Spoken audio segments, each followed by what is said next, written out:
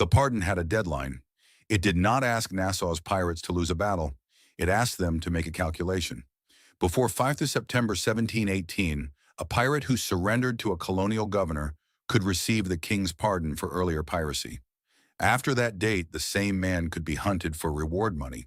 So when Woodes Rogers came into Nassau in July, the question was not only whether Charles Vane would fight, the question was why most of the people around him did not. This episode follows the day Nassau changed hands. The arrival of Governor Woodes Rogers, the burning French prize in the harbor, Vane's escape, and the quieter decision that mattered more than the smoke. The core question is this: how did a port held by pirates become a royal government without a major battle? To answer it, we have to begin before Rogers's ships appeared off New Providence. Nassau was not just a hideout. It was a harbor with shelter, wrecking money, traders, families, taverns, carpenters, sloops, and men who knew how to live between legal and illegal work. Its power came from geography. New Providence sits near the Florida Straits in the Bahama Channels. Ships moving between the Caribbean, the mainland colonies, and the Atlantic could pass within reach. The harbor gave small vessels cover and water. The surrounding islands gave them routes out. The old colonial government had failed to make that harbor useful to the crown. Pirates made it useful to themselves. But usefulness is not the same as permanence. By 1717, London had a cheaper answer than a war for every inlet. George I issued a proclamation for suppressing pirates. It promised pardon to pirates who surrendered before 5th of September 1718, for piracy committed before 5th of January 1718. The same proclamation offered rewards after the deadline for capturing men who refused. That is the hinge of the case. Before the deadline, a man might walk into a governor's protection and live under a certificate. After the deadline, another man could be paid to drag him back to court. The policy did two things at once. It opened a door for surrender, and it made refusal valuable to everyone around the man who refused. The records do not show one united pirate nation waiting for Rogers. They show a population already being divided by the offer. Some men could imagine work under the new regime. Some could keep goods they had already gathered. Some had families or credit or local interests on the island. Some wanted no governor at all. Charles Vane stood in the last group. Vane was not an abstract rebel in the record. He appears in contemporary correspondence and newspapers as a named commander at Nassau. Rogers's report says Vane commanded the pirates who tried to force out HMS Rose. Johnson's 1724 history gives the later popular version. Vane and his crew alone refused the pardon while the others submitted. Those two source layers agree on the rough outline. They do not carry the same authority. Rogers' letter is contemporary official evidence. Johnson's account is a later printed pirate history, vivid and useful, but not a witness.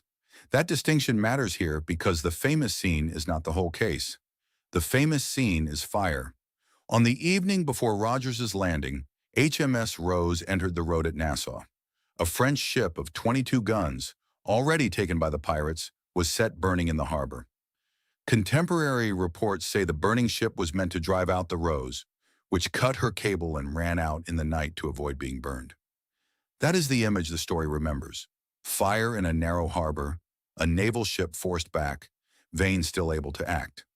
But the next morning changed the meaning of the fire. HMS Milford and the Delicia, with Rogers aboard, stood in toward the harbor. Vane and about 90 men fled in a sloop. 2 sloops were sent after them and could not catch them. Vane fired guns of defiance when his vessel outsailed the pursuers. If this were only a battle story, Vane would be the center. But Rogers did not need to defeat Vane that morning to take Nassau. He needed the people ashore to choose the pardon. The governor sent officers ashore on the 26th. His own ship in HMS Milford ran aground, so he delayed his formal landing until the 27th. When he landed, he took possession of the fort and had the king's commission read in front of his officers, soldiers, and about 300 people found there.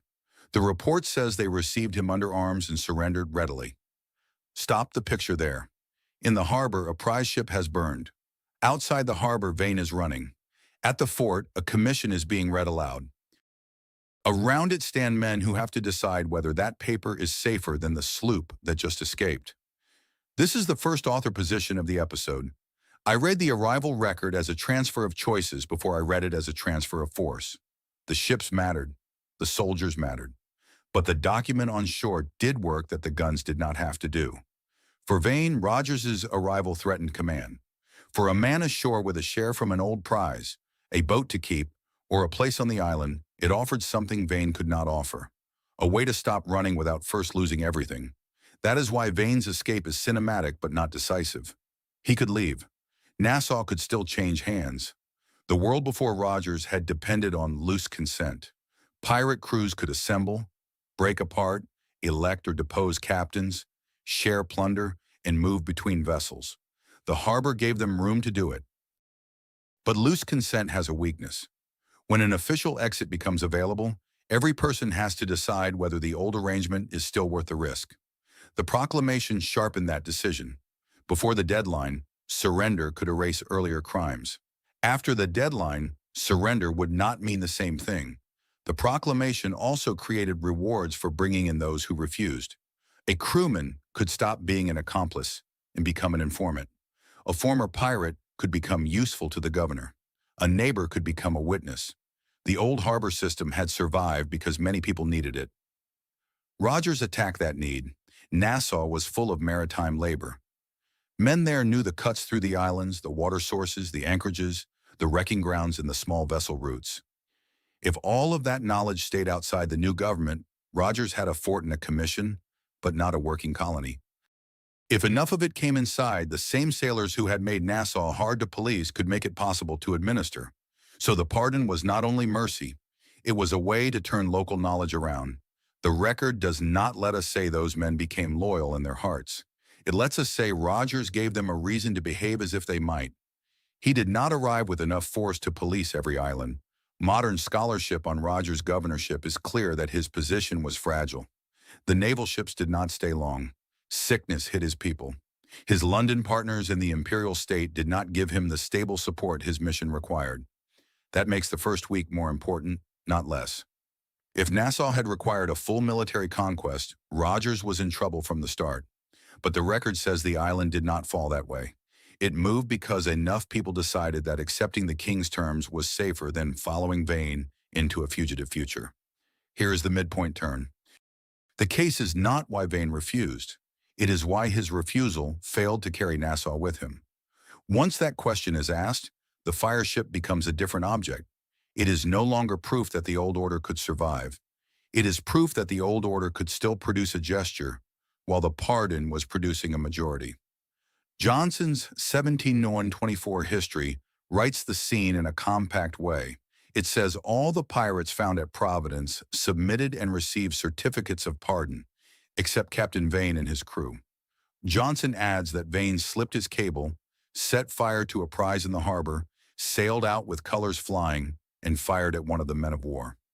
The records say Rogers arrived on 26 July, found a French ship burning, learned it had been set on fire by Vane's party to drive out the Rose, and saw Vane flee with about 90 men as Milford and Delicia approached.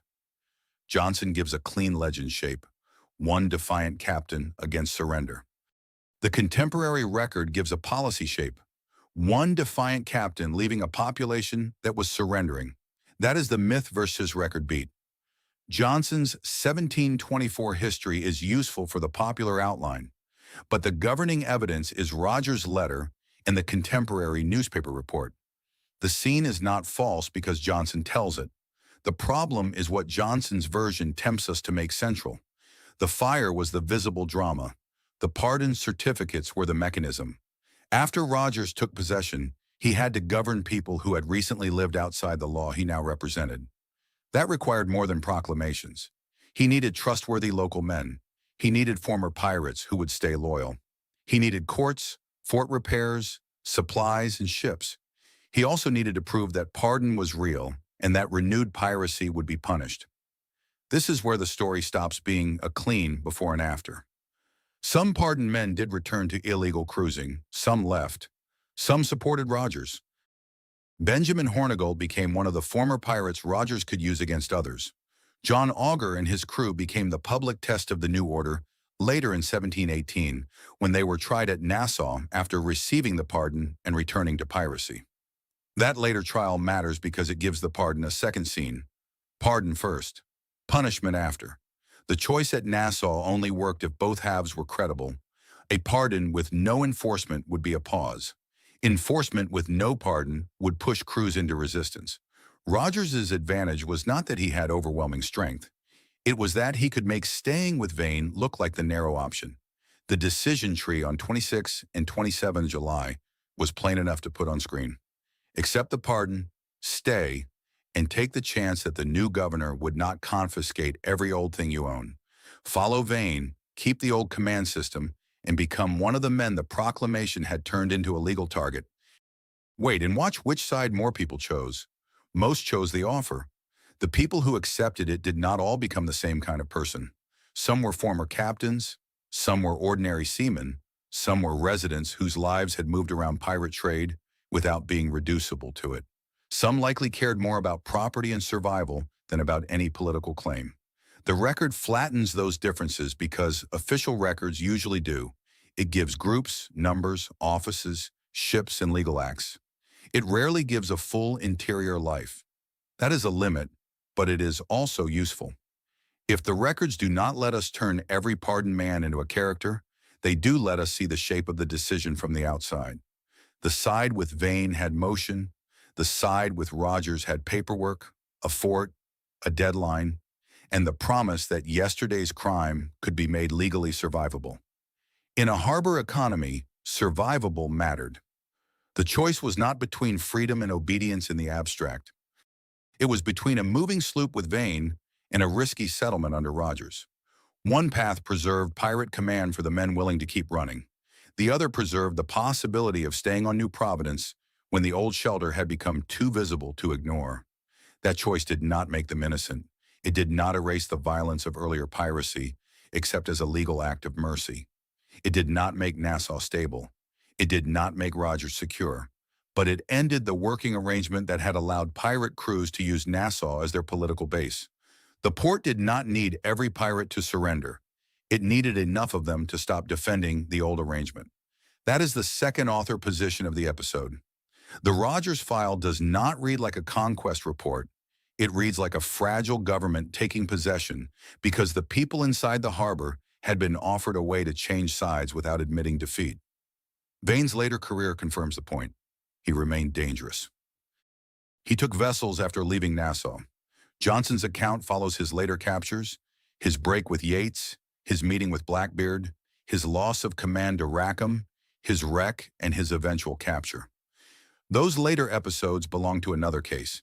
Here, they matter only because they show what Nassau did not become. Nassau did not become Vane's army. It became Rogers' problem. The difference is the story. The London Gazette version from December 1718 does not linger on Vane's character. It reports the burning French ship, the Rose cutting her cables, Vane's sloop getting away, Rogers's delayed landing, the reading of the commission, and the people surrendering. It is almost administrative in tone. That tone is easy to miss. But administration is exactly what ended the old harbor order. A commission read at a fort, a deadline printed in a proclamation, certificates of pardon, rewards after the deadline, later courts, former pirates remade as agents of the new government. The violence did not disappear. It changed jurisdiction. The old Nassau arrangement had been political because it organized power in a port outside effective royal control. Rogers' answer was political for the same reason. He did not merely chase ships. He changed the terms under which men in Nassau calculated loyalty. That is why the phrase, "the day Nassau ended," can mislead if it points only to the fireship. The better image is quieter, a harbor population watching a deadline move closer, while a governor arrives with the paper authority to make surrender pay. The records leave gaps. They do not give us private motives for each man who accepted the pardon. They do not let us hear the conversations in houses, taverns, or boats. They do not tell us how many accepted from fear, fatigue, calculation, or hope. They do not make Rogers' government look strong in any simple way. What they do show is enough. A French prize burned. Vane left with about 90 men. Rogers landed and read his commission. About 300 people received him and surrendered. The king's pardon remained open until 4th of September 1718. Those facts put the fire in its place. Vane gave the day its image. The pardon gave it its outcome. Nassau did not change hands because every pirate was defeated at sea. It changed hands because the crown offered enough of them a path out, then made refusal more expensive than surrender. That is the political mechanism in the case. Rogers did not have to break the whole harbor by force. He had to make the old arrangement lose its majority. The burning ship was the last theatrical vote for resistance. The certificates were the count that mattered.